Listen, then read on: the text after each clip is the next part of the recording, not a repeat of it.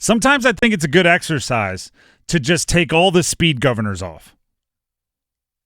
Sometimes I think it's a good exercise to intentionally let your imagination run away with you. Because it might, not everything might not happen, but it might trigger or spark some kind of inspiration that leads you down a different path that normally you wouldn't, that's not possible. No, that's unrealistic.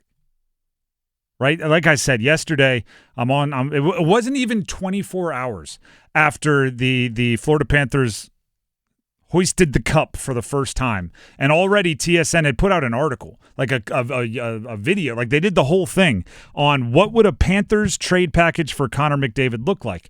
And my first thought was like, I love to hit the trade calculator and go crazy as much as everyone, but come on. Like, McDavid's not going to lose to him twice and then immediately be like, yeah, I'll go there and sign my extension. Just give up a nice trade package. But then I was like, you know what? That's what this time of the year is for. Right? Free agency doesn't even open until July 1st. So there's this time where all the exercises, right? What would you do if? It's actually a good way. It was in my, I think it was high school commencement speaker speech. I don't even remember who gave the speech. It was probably like a former governor or something. But the speech was basically, imagine yourself where money was no object. What would you do with your life? And then try to find a way to get someone. Maybe it stuck harder than I thought, because I was probably like, argue about sports with my friends. Well, look where I ended up. If you took off all of the conventional wisdom that you put on yourself when you're talking about free agency, what would you come up with? When you talk about trades, what would you come up with? And I'm not saying make a trade that's unfair, but I'm saying if, every reasonable trade or that you wanted was within realm, was within possibility.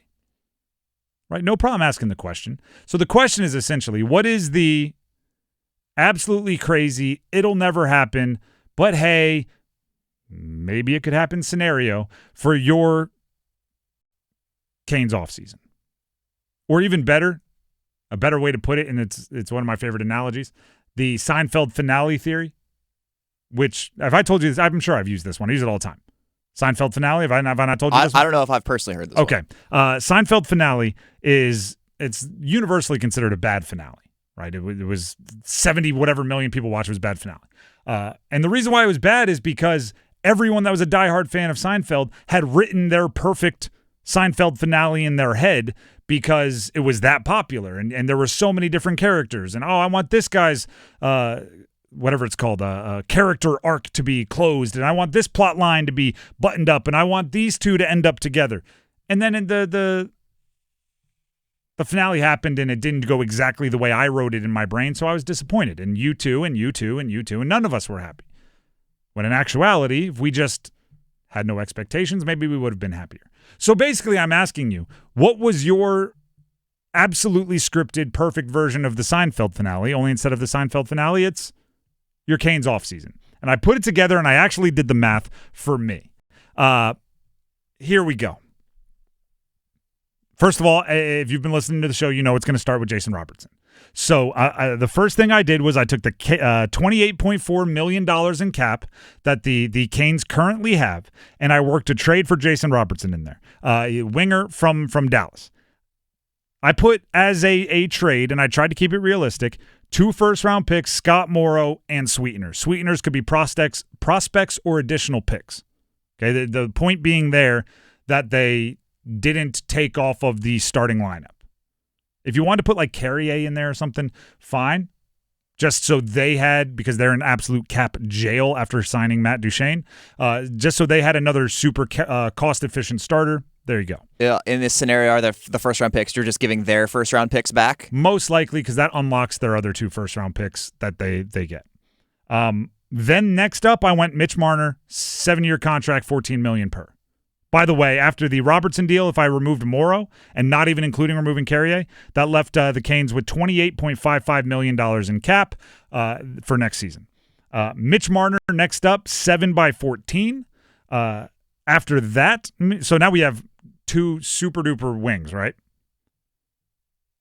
$7.55 million left in cap, and you have Robertson, you have Marner. There's my new first line, by the way. Aho in the middle, flanked by Robertson and Marner. For the center position that I've been screaming about, go a little Puce Suter from Vancouver. Free agent, did some research. It appears like the market says, right, I don't know if everybody knows of the market setting calculators or whatever, the analytics that tell you how much they're worth. One of the options for a market contract for Suter, the center from Vancouver, was 4 years, 4.9 per. So I locked that in. I'm down to $2.65 million in cap space. This is where I trade Kokiniemi. And I trade Kokiniemi for bringing back a fourth-round pick. I don't really care what you get back. I don't want to buy him out, and I don't want to have to eat any of his cap hit.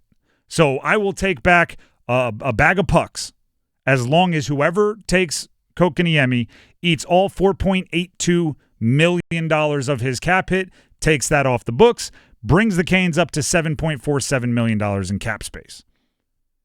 There, I'm thinking right-hand defenseman, and while a lot of people want to go like 30-plus-year-old veteran, I'm going to mix it up, go Nick Perbix from Tampa.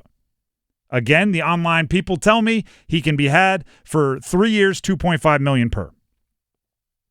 So now you have a starting lineup. Okay, now everything is filled, and everything else you do from here is for depth and luxuries. And you still have $4.97 million in cap space. I think you carry that into the season. Okay, for someone you want to buy at the deadline. And thus enters the next portion of my plan. You wait for Buffalo to stink.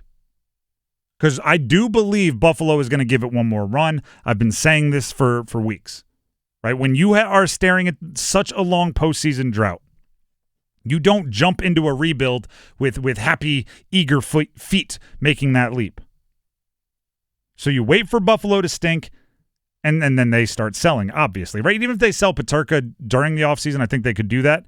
I think it'll bring back a real player, maybe a defenseman, who knows. And that will set them up to go on one little run, but they won't because I don't think they're that good. So when they get ready to sell, Tage Thompson, trade. And the price being whatever it needs to be. And I understand that if you have to take on all of his money, there might be, depending on what time you bring him in, might be a little bit you have to flex the cap a little bit, which you could do by sending someone back in the trade, right? It's unlikely they're not going to take any NHL players back. Or just put someone on long-term IR. I don't know. I'm not going to sit here and act like they can't. Eric Tulsky can't find a way to come up with $400,000 in cap space if it means getting Tage Thompson. So, in case you're wondering, just to visualize that, which by the way all makes sense in cap.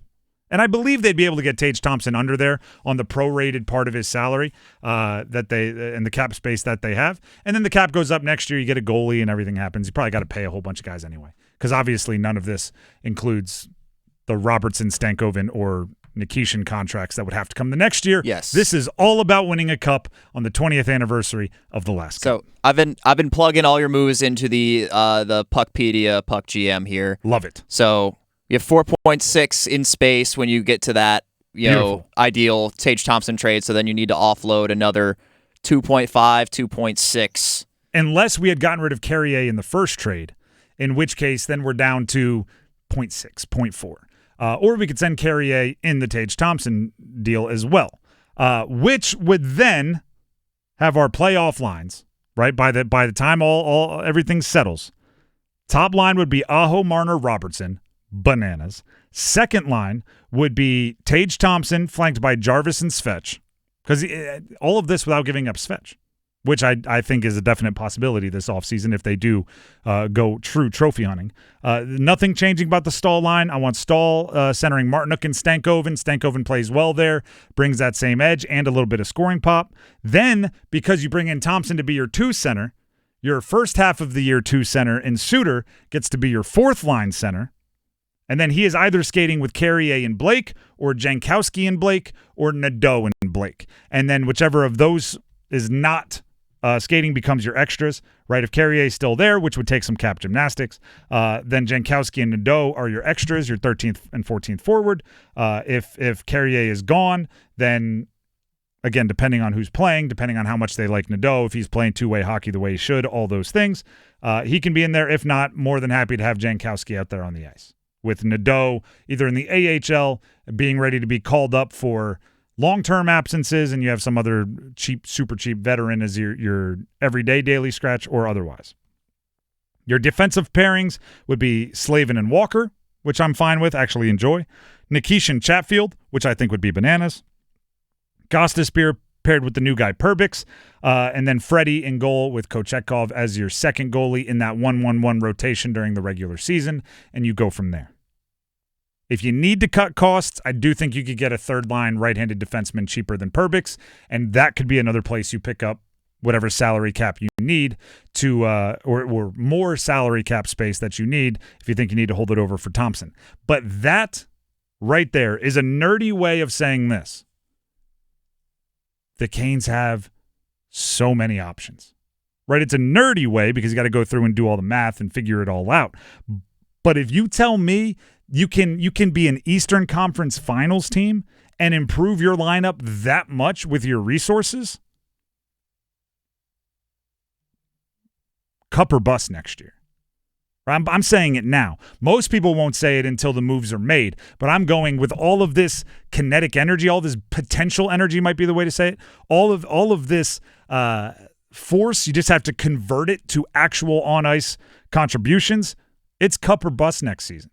You were in the Eastern Conference Finals and stockpiling like a rebuilding team.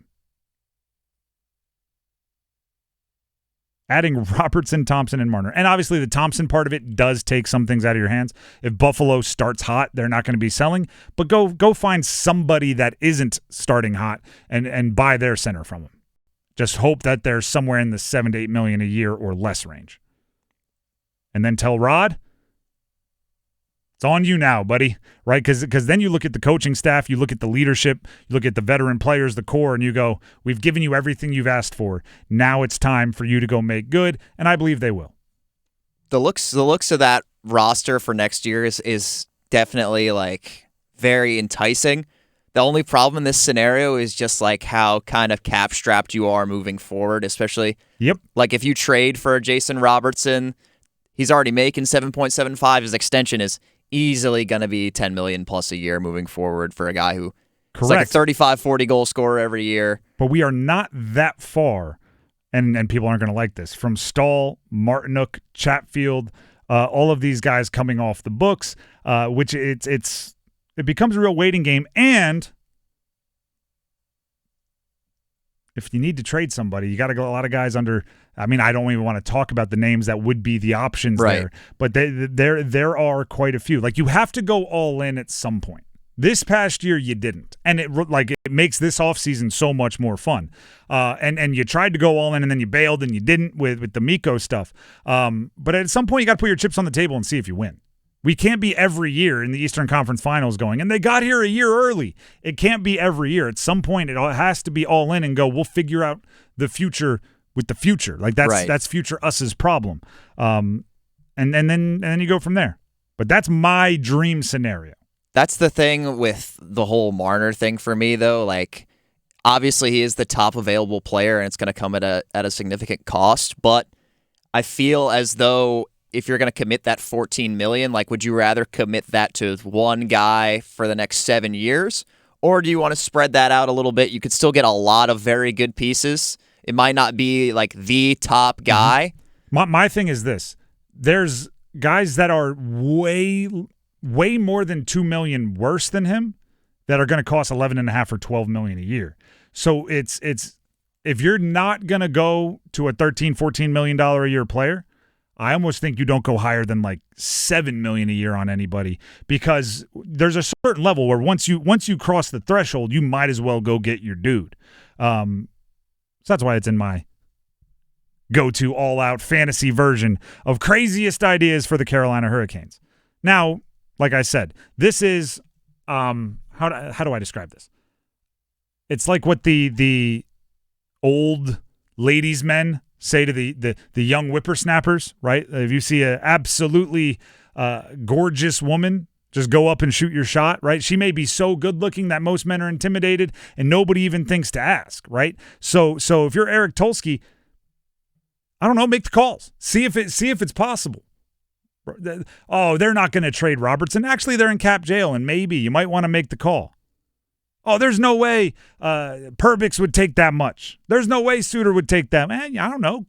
Call the agent, see what they're dealing with. Maybe they want to go to a market that isn't, New York City media. Maybe they don't want to go to Canada, and that limits them. And maybe they want to stay here. And now, okay, they're willing to take $500,000 less. You make the call. All they can do is say no.